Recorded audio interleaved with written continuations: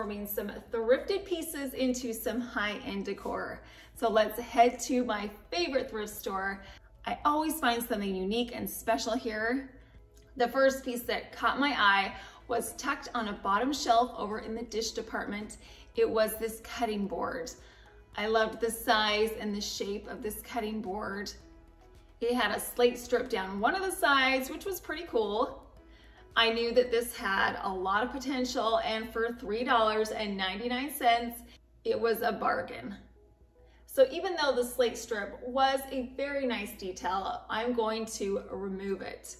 I got a hammer and a screwdriver, and I chiseled that slate piece right off of the cutting board. Just popped right off.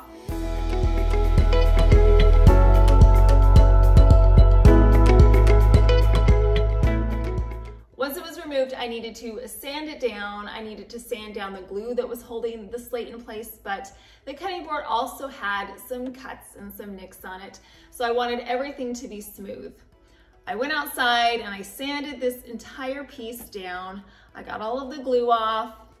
Once it was sanded down, I could see the beautiful wood grain in this cutting board. And I didn't want to restain it a dark color, so we're gonna restain it in a light color. But before we do that, we're gonna add some detail to that little indent part, that indentation where we took out the slate.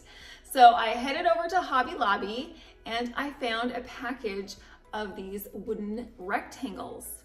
They had a bunch of different sized wood pieces in this package. It was just a few dollars. I'm going to be using just the large rectangles out of this package, and I'm going to put them in this indentation in a herringbone pattern. These wood slices were the perfect size to fit right inside.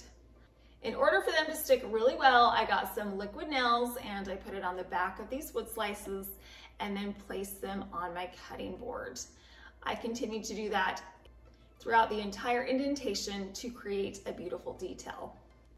Now, when I got to both the top and the bottom, I couldn't fit an entire wood slice on it, but these are so thin that all I did was get some scissors and trimmed them to the size I needed and then glued them into place.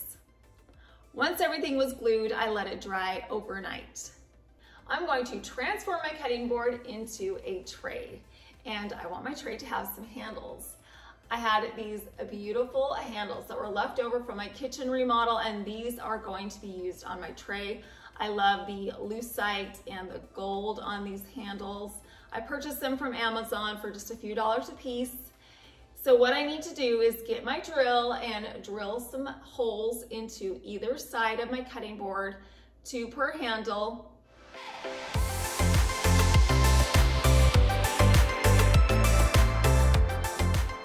I also want to put some feet on my tray. I had these leftover cabinet knobs from my kitchen remodel. These were the ones that I'm not using anymore. So I'm going to spray paint them in some Rustoleum gold spray paint. I made sure that the knobs were completely coated in this spray paint, and then I let them dry for a few hours. Now that all my pieces are prepped and ready to go, it's time to restain the cutting board. I am using this antique white stain. I got a sponge brush and I began to paint the stain on the cutting board. I made sure that the cutting board was completely covered in the stain, and then I moved on to the herringbone pattern. I got the stain in all of those little indentations and on the rectangular wood pieces, and then I finished off by staining each of the 4 sides of my cutting board. Next, I took a paper towel and I wiped off the excess stain that was on the cutting board. I really loved the wood grain and I wanted it to be highlighted. By removing the excess stain, I will be able to see the gorgeous detailing of the natural wood underneath. Once I had wiped off all the excess stain, I let this piece dry overnight. Now it's time to add our knobs to the bottom of the cutting board to create our feet. I'm going to be using some E6000. I added the E6000 to the knobs, and then I placed the 4 knobs on the 4 corners of my tray, and then I let them dry overnight. If you have some excess knobs in your house just laying around that you don't use anymore, They are perfect in transforming pieces like trays like this or cutting boards.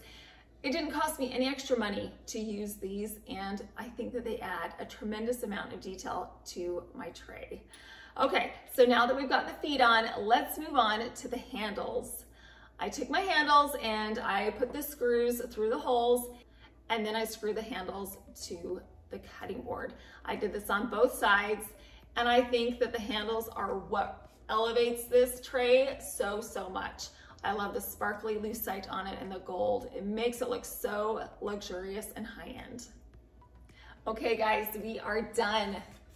Look at how beautiful this tray turned out. And to think it started out as a dark cutting board that we purchased from the thrift store. I love the herringbone pattern on this. It's a beautiful detail. The lighter stain makes this piece so much brighter, and you can see the beautiful wood grain on this tray now. The Lucite gold handles and the knobs elevate this and make it look so luxurious. And you can find cutting boards in so many different places. You can of course find them at your thrift store, but you might even have an extra one hiding in your cabinet somewhere that you want to transform into a tray. Okay, so we're gonna show what the tray looked like before. This is our cutting board, and this is what our beautiful tray looks like now. On top of my cutting board, I'm gonna place some yummy baked goods and some glasses of filtered water. I have this amazing water filtration system from WaterDrop. The G3P800 uses a reverse osmosis system to create sparkling, clean, filtered water. This sleek tankless water filter showed up at my front door. I unboxed it, and then I was able to install it with the help of my dad. It was some great daddy-daughter bonding time. There's nothing like doing projects to bring a family closer together. So we were able to easily install this tankless water system. This water filtration reduces up to 1,000 plus harmful substances. It does this with UV LED. It's a 99.9% sterilization rate. It can effectively reduce TDS, iron, radium, and other heavy metals through a 9-stage filtration system to safeguard household water. I really love the way that this looks. I feel like it's sleek and modern, and it fit beautifully in my cabinet. I just slid it up against the side, and I still have plenty of cabinet space left over. Plus, this system can be installed in a new house or an existing house like mine. The faucet on this is so sleek and modern too, and you can monitor all of the TDS levels just by looking at the faucet. It's right there. So you can monitor the water quality on the smart filter indicator in real time. Not only are you getting healthy water that's filtered for you and your family, but you're able to save money. We buy water bottles all the time, and so now it's going to be great to be able to fill up our water bottles and our containers and our mugs and everything that we have with this filtered water. So we're going to be saving ourselves a lot of money. And the water comes out of this faucet super fast, so you can fill up your cups in no time.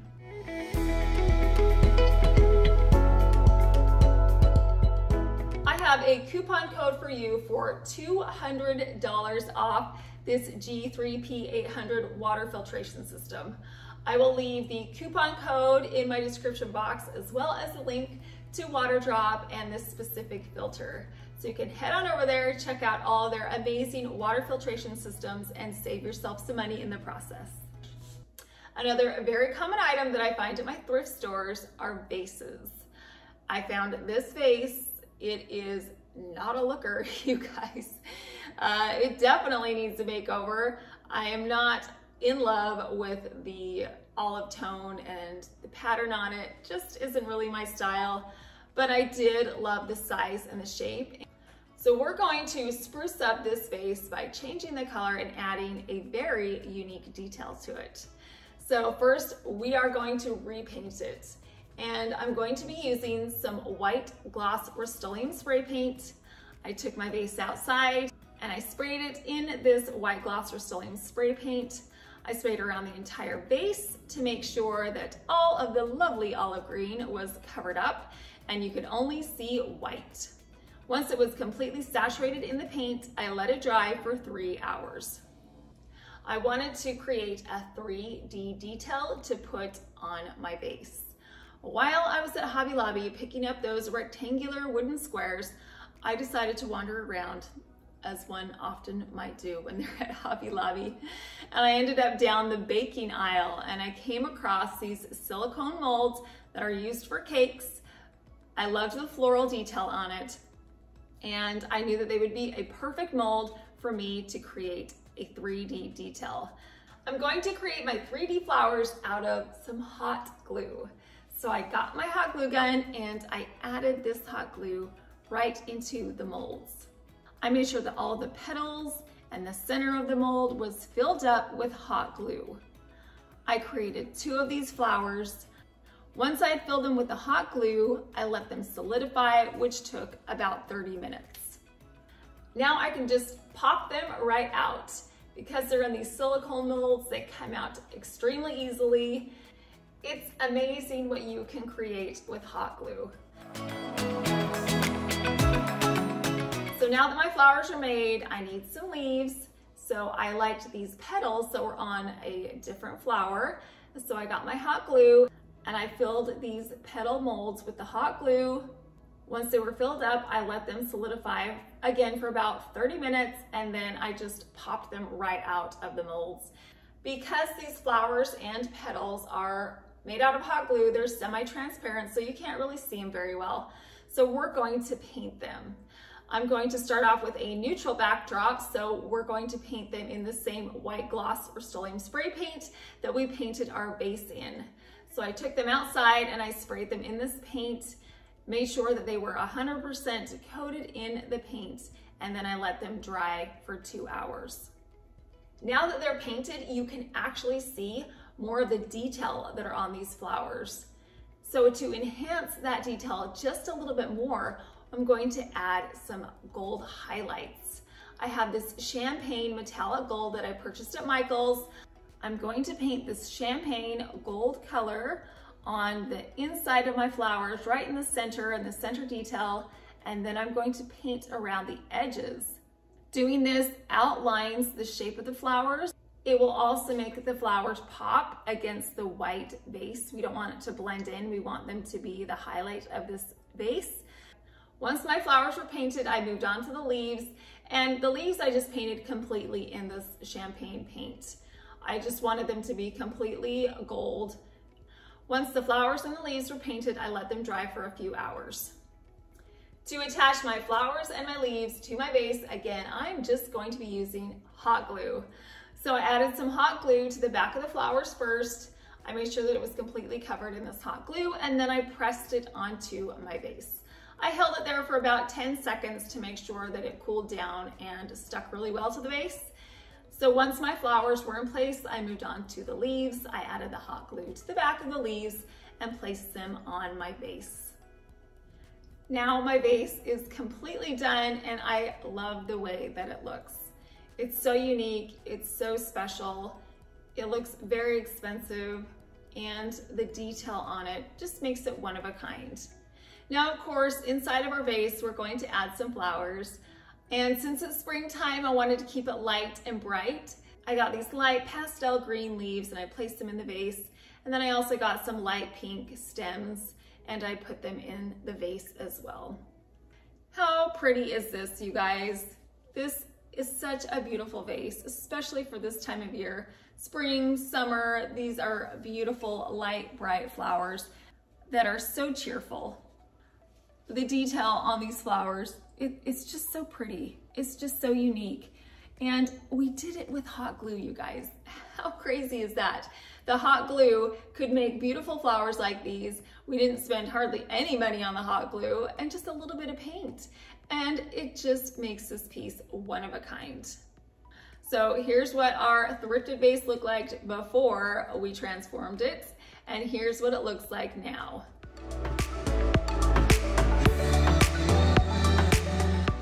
Every now and again, I come across these cardboard, almost like paper mache containers at my thrift store. I haven't purchased them because I haven't known what to do. but I saw one at my thrift store and I really loved the detail on it. It had this scoop that went down on each of the 4 sides, and I thought I could do something with this. Well, I was out shopping at Hobby Lobby. It just so happens that I have a Home Goods across the street. So I thought I'm gonna head on over to Home Goods and see what they have there. In their napkin section, I found this beautiful package of marble napkins. The best part were they were on clearance for $3.50. Before we Mod Podge the napkins onto the container, I'm going to spray paint it white in the white gloss Rustoleum spray paint. The reason I'm doing that is so you won't see any of the brown cardboard underneath the thin napkins. Once it was completely covered in this spray paint, I let it dry for 2 hours. So I took my napkin, I unfolded it, and then I put my container over the top of the napkin. I grabbed a pencil and I traced around the container. Then I got a pair of scissors and I cut out the shape. I separate the 2-ply part of the napkin away from the front of the napkin. The reason I do that is because if you put it on your piece and then put the Mod Podge on over the top, a lot of times it will bubble up because there's air that's trapped in between the 2-ply portion. So I always separate mine, so I just have the decorative part that I put on the top of my container or whatever it is that I'm Mod Podging. So I did that, I separated those pieces, and then I got some Mod Podge. I put the Mod Podge over the container, and then I placed my napkin over the top. I got a kitchen scraper tool and I pressed all of the air out of the napkin. Doing this helps the napkin lay flat, and it also removes any air that could be trapped underneath the napkin. I repeated this process on all 4 sides of my container, and then I let it dry for about an hour. Then I came back and I added a top layer of Mod Podge over the surface of the napkin. I did this on all 4 sides once again, and then I let it dry for a few hours. At the top of my container where it scoops down, I had some excess napkin that was above the rim. So what I'm gonna do is get a piece of sandpaper and sand that extra napkin right off. It's the easiest way that I have found to get a clean edge.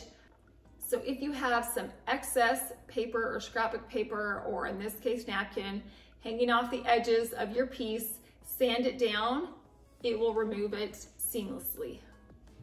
All right, you guys, now my container is finished.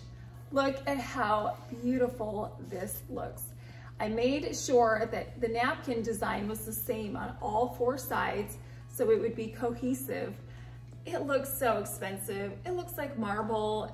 You would never know that this was a paper mache box that I covered in a napkin.